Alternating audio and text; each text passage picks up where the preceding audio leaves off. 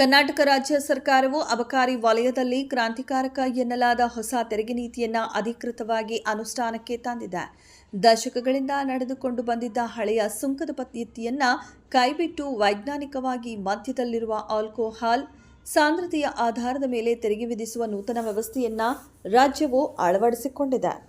ಈ ಮೂಲಕ ದೇಶದಲ್ಲೇ ಮೊದಲ ಬಾರಿಗೆ ಇಂತಹ ಪ್ರಾಯೋಗಿಕ ಹಾಗೂ ಅತ್ಯಾಧುನಿಕ ಅಬಕಾರಿ ನೀತಿಯನ್ನು ಜಾರಿಗೆ ತಂದ ಹೆಗ್ಗಳಿಕೆಗೆ ಕರ್ನಾಟಕ ಪಾತ್ರವಾಗಿದೆ. ಆದರೆ ಈ ಬದಲಾವಣೆಯು ಮಾರುಕಟ್ಟೆಯಲ್ಲಿ ಭಾರೀ ಸಂಚಲನ ಮೂಡಿಸಿದ್ದು, ಸಾಮಾನ್ಯ ಜನರು ಬಳಸುವ ಮದ್ಯದ ಬೆಲೆ ಗಣನೀಯವಾಗಿ ಏರಿಕೆಯಾಗಿದ್ದರೆ ದುಬಾರಿ ಬೆಲೆಯ ಪ್ರೀಮಿಯಂ ಮದ್ಯಗಳ ದರ ಇಳಿಕೆಯಾಗಿರುವುದು ಸಾರ್ವಜನಿಕ ವಲಯದಲ್ಲಿ ವ್ಯಾಪಕ ಚರ್ಚೆಗೆ ಕಾರಣವಾಗಿದೆ. ಹೊಸ ನೀತಿಯ ಅನ್ವಯ ಈ ಹಿಂದೆ ಜಾರಿಯಲ್ಲಿದ್ದ 16 ತೆರಿಗೆ ಸ್ಲ್ಯಾಬ್ಗಳನ್ನು ಕೇವಲ 8 ಹಂತಗಳಿಗೆ ಸೀಮಿತಗೊಳಿಸಲಾಗಿದೆ.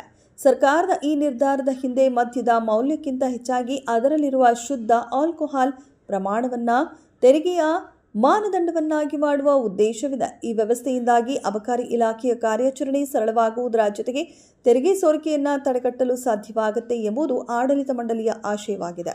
ಜಾಗತಿಕ ಮಾರುಕಟ್ಟೆಯಲ್ಲಿ ಚಾಲ್ತಿಯಲ್ಲಿರುವ ಈ ಮಾದರಿಯನ್ನು ಕರ್ನಾಟಕ ಅಳವಡಿಸಿಕೊಳ್ಳುವ ಮೂಲಕ ಮದ್ಯದ ಮಾರುಕಟ್ಟೆಯನ್ನು ಹೆಚ್ಚು ಪಾರದರ್ಶಕಗೊಳಿಸಲು ಮುಂದಾಗಿದೆ. ಆದರೆ ಈ ಸ್ಲ್ಯಾಬ್ಗಳ ಮರು ಹೊಂದಾಣಿಕೆಯು ವಿಭಿನ್ನ ವರ್ಗದ ಮದ್ಯಗಳ ಮೇಲೆ ಬೇರೆ ಬೇರೆ ರೀತಿಯ ಪರಿಣಾಮಗಳನ್ನು ಬೀರಿದೆ. ರಾಜ್ಯದ ಮದ್ಯದ ಒಟ್ಟು ವಹಿವಾಟಿನಲ್ಲಿ 70%ಕ್ಕಿಂತ ಹೆಚ್ಚಿನ ಪಾಲು ಸಾಮಾನ್ಯ ವರ್ಗದ ಮದ್ಯಕ್ಕೆ ಸೇರಿದೆ. ವಿಶೇಷವಾಗಿ ಕಾರ್ಮಿಕ ವರ್ಗ ಮತ್ತು ಮಧ್ಯಮ ವರ್ಗದ ಜನರು ಬಳಸುವ ವಿಸ್ಕಿ, ರಮ್ ಹಾಗೂ ಬ್ರ್ಯಾಂಡಿಗಳ ಮೇಲೆ ತೆರಿಗೆಯ ಪ್ರಮಾಣವನ್ನು ಹೆಚ್ಚಿಸಲಾಗಿದೆ. ಹೊಸ ಸ್ಲ್ಯಾಬ್ಗಳ ಪ್ರಕಾರ ಮೊದಲ 5 ಹಂತಗಳಲ್ಲಿ ಬರುವ ಕಡಿಮೆ ಬೆಲೆಯ ಮದ್ಯದ ಮೇಲಿನ ಹೆಚ್ಚುವರಿ ಅಬಕಾರಿ ಸುಂಕವನ್ನು 25ರಿಂದ 30ರಷ್ಟು ಹೆಚ್ಚಿಸಲಾಗಿದೆ. ಕಳೆದ ವರ್ಷವಷ್ಟೇ ಬೆಲೆ ಏರಿಕೆಯ ಬಿಸಿ ಅನುಭವಿಸಿದ್ದ ಗ್ರಾಹಕರಿಗೆ ಇದು ಮತ್ತೊಂದು ದೊಡ್ಡ ಆಘಾತವಾಗಿದೆ.